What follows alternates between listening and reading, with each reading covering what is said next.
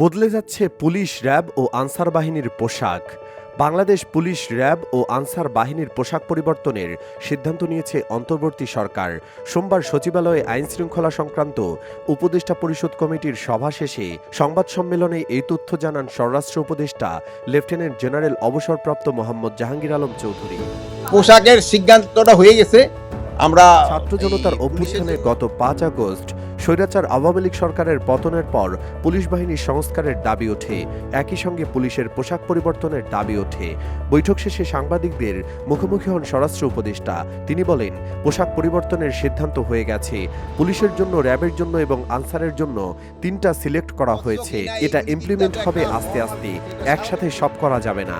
পোশাকের সাথে সাথে সবারই মন মানসিকতা পরিবর্তন করতে হবে, বলেন উপদেষ্টা।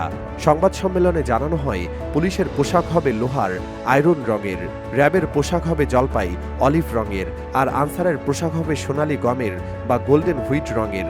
কবে থেকে পোশাক পরিবর্তন হবে জানতে চাইলে জাহাঙ্গীর আলম চৌধুরী বলেন, ধীরে ধীরে পরিবর্তন হবে। দিগন্ত ডেস্ক।